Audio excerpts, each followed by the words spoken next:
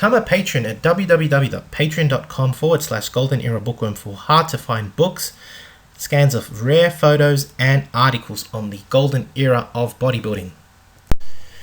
Hi everybody, Golden Era Bookworm here. Today I'd like to detail how you can make your own Rio Blair-like protein at home using a few basic ingredients. Now, of course, the recipes I outlined today are not the original Blair Protein recipe. I do not know the original recipe, and I doubt very few people in the world do, because it is patented, and I don't actually claim at all to know the recipe. However, today I'm going to present my ideas on how to make something similar to Blair's Protein based on my own research. Now, in a previous video, I detailed Rio Blair's ingredients to his protein, and I would like to recap again. Here are the ingredients found in Rio Blair's protein. However, I'm going to present a bit more detail today. We've got calcium and sodium caseinate derived from dry milk, and importantly, the ratio should be 2:1 in regards to calcium and phosphorus content in the casein. Casein has a whole bunch of minerals, and ideally it should be 2:1. This is apparently something that Rio Blair was very adamant about, to keep the mineral profile with calcium and phosphorus at a ratio of 2:1. Of course, as I've mentioned before, the protein powder also contained egg white protein known as lactalbumin, dried whole eggs. These were freeze-dried, actually, dried whole eggs, iron phosphate, and vanilla flavoring. But according to Jim Shiblom, who actually was the former owner of Blair's Protein, there were actually several different types of Blair Protein which Rio had developed. And believe it or not, Rio was actually constantly developing new supplements, and unfortunately these will probably never see the light of day because most of his research was destroyed by his family after he passed away, which is very, very unfortunate.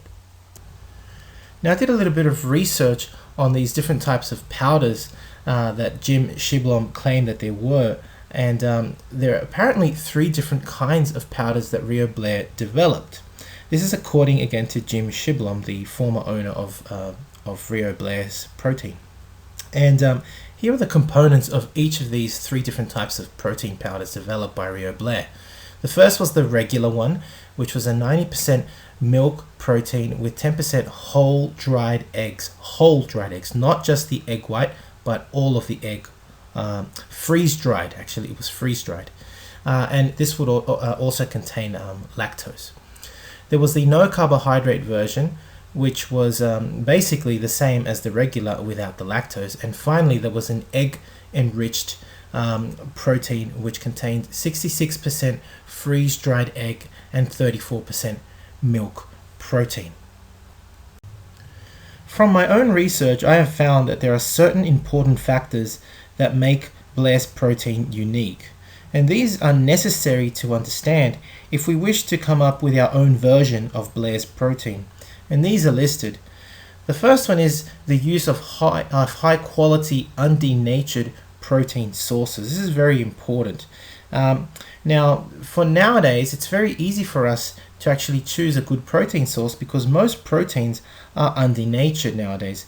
So you could purchase a high quality protein, and I'm going to actually list the certain ones that I believe are pretty good later on. Now, the ratio of protein to lactose is really, really important if you wish to make Blair's regular protein especially. It should actually be about 2.5 units of protein to 1 unit of lactose. So for example, if you had 17 grams of protein in your serving of protein powder, you would have 7 grams of lactose. This is very important and a real important rule to Blair's Protein, because as he believed, it was the lactose that spared protein being converted to carbohydrates, and it slowed the digestion down. However, I know that a lot of people are lactose intolerant. I myself am lactose intolerant, and although according to Blair, it's supposed to spare the protein being converted to lactose, I'm personally not going to be putting lactose on my protein powder if I was ever to make this Rio Blair powder, because I simply cannot digest it. Even if I take lactase tablets, I still have problems with it. So I don't think it is absolutely necessary. But if you want to really stick to the rules 100%, you would need to make sure that you stick to this ratio of protein to lactose. Why do I think it's not absolutely necessary to include lactose, especially if you are lactose intolerant? Well, I'll tell you, because if indeed lactose slowed the digestion of the protein down, more recently, science has shown that casein, which is a higher percentage in milk protein, is a very slow digesting protein anyway. So I don't necessarily think that lactose needs to be included in your own version of Blair's protein, simply because most of the milk protein is already casein and will therefore be a very slow digesting protein. Further on, when you add cream, which I'll explain later in the preparation, the fat itself will also slow the digestion and the absorption of the protein down anyway. So I don't necessarily think, especially if you are lactose intolerant, that you need to worry about lactose. But again, I'll talk about that a little bit later on. A third important factor is that casein, the type of casein, again, if you are a real stickler and you really want to make the perfect type of Blair's protein you can, like the best possible protein you could possibly make that would be very similar to Blair's protein, you should have a casein that has a mineral profile of calcium to phosphorus at a 2-to-1 ratio. This would be actually ideal. However, as I've mentioned before, casein naturally has calcium and phosphorus. I'm not sure whether it is at a 2-to-1 ratio, because it actually depends on the source of milk. So you would actually have to check this out. If you want to be absolutely pedantic about having the perfect optimized mineral content, the calcium to phosphorus ratio should be 2-to-1. Again, I don't think this is necessary either. Finally, Jim Shiblom, the owner again of Blair's Protein, or the former owner, I should say, did state once that Blair's Protein contained IGF-1 and IGF-2, that these were present in Blair's Protein, and they were present because they, being insulin growth factors, they increase strength and muscle in the trainee, and therefore create an anabolic environment. And I'm not surprised then that the bodybuilders from the golden and silver era, when they tried this, they claimed that it gave them steroid-like results without using steroids.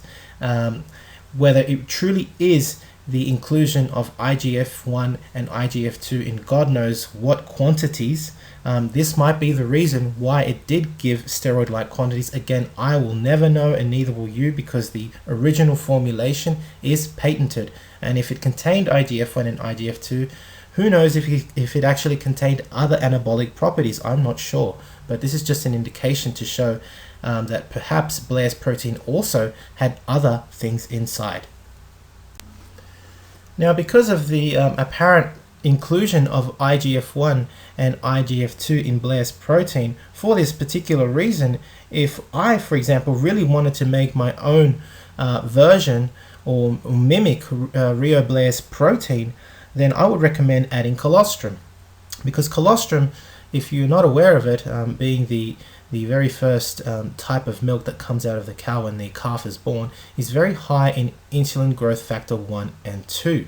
And studies have shown that supplementation of colostrum does increase insulin growth factor levels in the blood, and also in resistance trained athletes, it apparently shows an increase in strength and in muscle.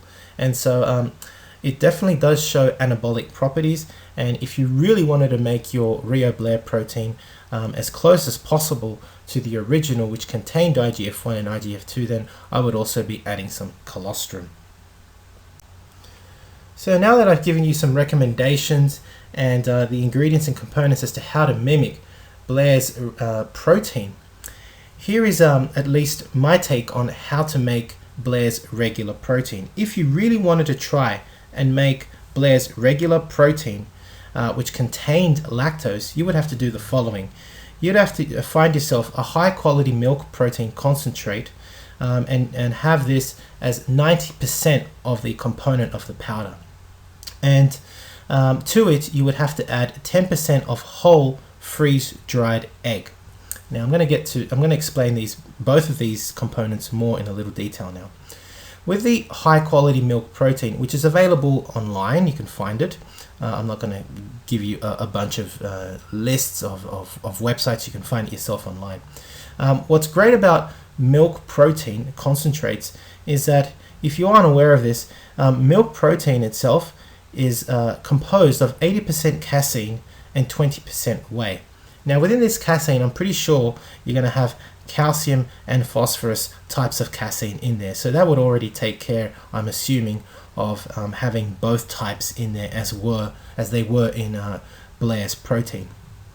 Now more importantly is that the fact that it contains 80% casein and 20% whey is that overall this kind of protein is going to be slow digesting. You've got the casein, which is slow absorbing, and a fast absorbing whey. However, you've got more casein than whey, and so overall the protein is going to digest very, very slowly and absorb very, very slowly. And this is why I said earlier that I don't think it's absolutely necessary to have lactose in there, because the idea of lactose was that yes, it was going to spare the protein conversion to carbohydrates, but two, and probably more importantly, Blair believed that the inclusion of lactose was a super secret because it slowed the digestion of protein down and allowed it to be absorbed slowly throughout the day. But casein is known to be a slow digesting protein anyway, so I don't think the inclusion of lactose is necessary. And now to the whole freeze-dried egg. Yes, it is whole freeze-dried egg, the whole egg. So you want to find a product that where you have the whole egg freeze-dried, not the egg white powder, the whole egg. And again, you can find this online. You would mix at a ratio of 90% of the milk protein to 10% of the freeze-dried egg mixed together, and you would store it in a dry place. Now, to the lactose. If you did absolutely want to make it more close to Blair's regular protein, you could of course during the preparation add extra milk to make the ratio of protein to lactose 2.5 to 1, and this again is during your preparation. However, if you're lactose intolerant like myself, you should obviously stick to a lactose-free milk protein concentrate, and during preparation you would obviously use lactose-free products. Finally, again during the preparation, if you wish for your protein meal to have extra IGF-1 and IGF-2, you would also add colostrum during the preparation. So now that I've explained how to create regular Blair protein and also the lactose-free one, if you wanted to make Blair's egg enriched protein, which is the third type that he developed, you would have to put 66% of freeze-dried egg with 34% milk protein concentrate and mix and store this together. Again, similar to before, if you want to keep the lactose to protein ratio and you're a real stickler to the rules, you want to do it exactly like Blair's protein, then again you would have to add milk to your preparation. And again, if you wish and you want to add extra IGF-1 and IGF-2, again you would add colostrum. Now I want to talk a little bit more about the freeze-dried egg.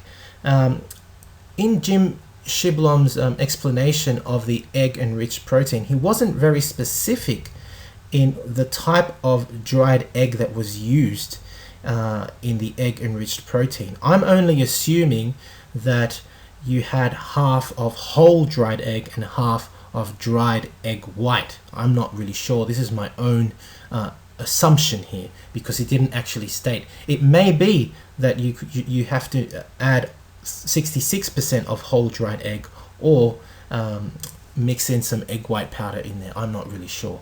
But this is as much information as I know about the egg enriched protein. Again, if you are lactose intolerant during the preparation, you would want to use lactose-free products. So if you do want to actually try and make this protein, I do have some recommended products. From bulk powders, they actually create a milk protein concentrate. It's called protein concentrate 85. And what's so fantastic is that after I did my own research and I actually contacted the company in preparation for this video, they told me that the calcium to phosphorus ratio, which is 2.4 to 1.4, is almost the same as Blair's Protein. So it is amazing, and I would highly recommend this. They also sell colostrum, and so you could purchase this from bulk powders. A very reliable company, and they sell products at a really, really cheap price. I mean, they save, I think, because they don't have any labels.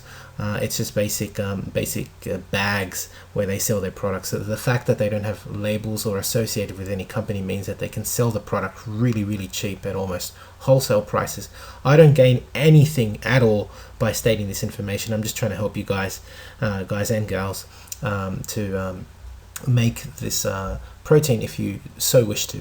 Another product I would probably use to to incorporate the whole egg powder would be go on Amazon.com. There's a company called Algerson Farms, and they sell dried whole egg powder, and one serving yields one whole egg, and it is the whole egg which has been dried.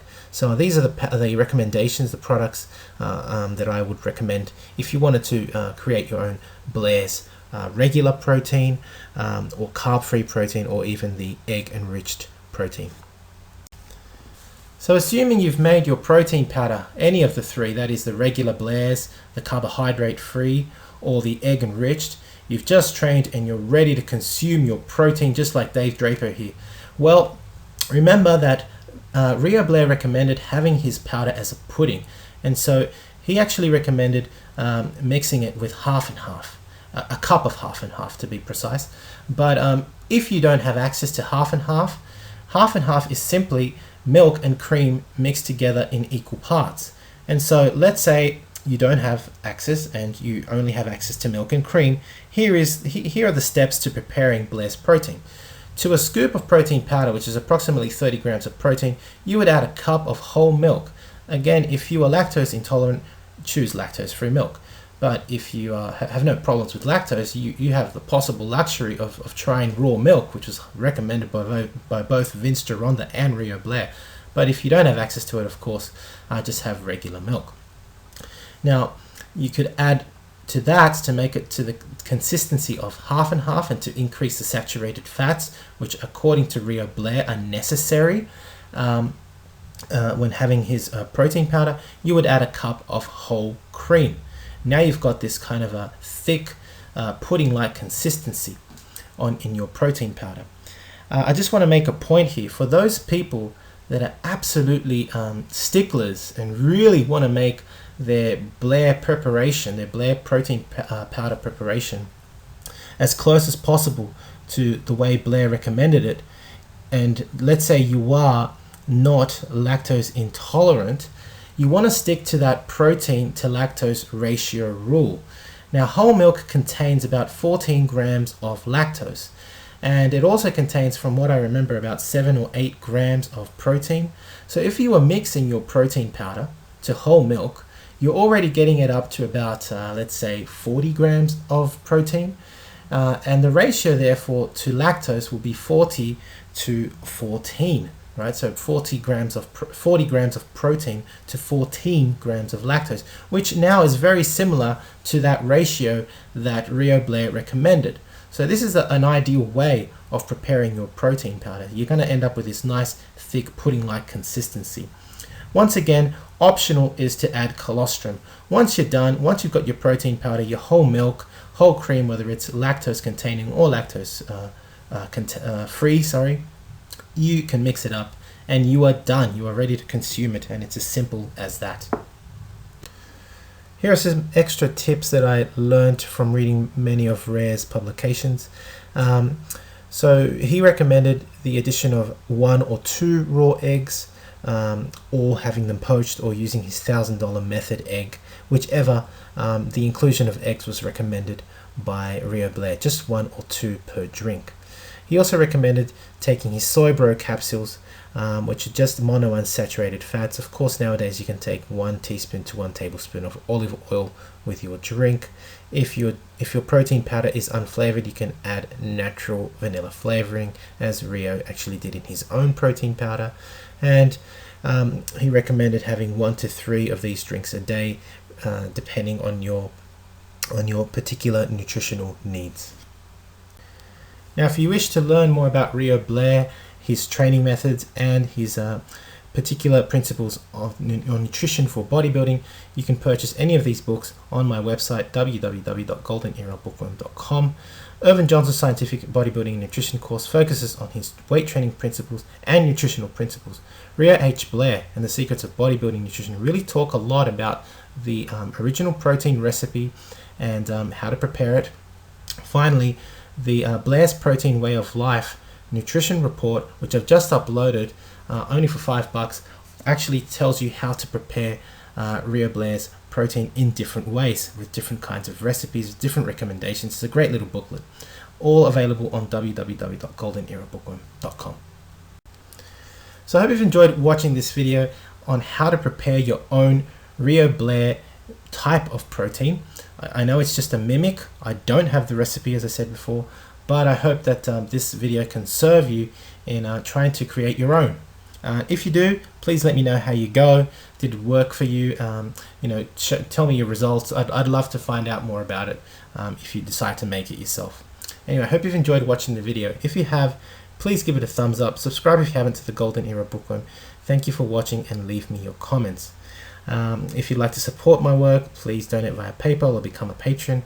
And again, you can visit my website on www.goldenerabookworm.com to get courses on the Bronze Era, Silver Era, and Golden Era of bodybuilding, as well as Rio Blair's and Vince Gironda's nutritional principles in their many books that they wrote. I hope that if you try the protein as well, that you can be sipping it like Dave Draper here and Don Peters on the beach, catching some sun and catching some girls. Anyway, that's it for me. This is the Golden Era Bookworm. Bye for now.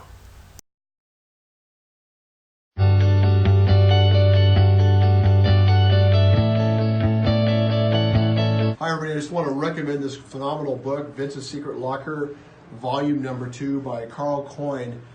I've been looking at this for about 4 weeks and I can't put it down. If you get a chance, check it out. He also has a part 1 that I highly recommend also. Vince was the trainer to the stars and had an amazing, interesting gym that today there's still not equipment like it around. It was all made out of wood. He'll be on our radio show coming up probably in the next couple weeks or so. Have a great day, and again, highly recommend this book.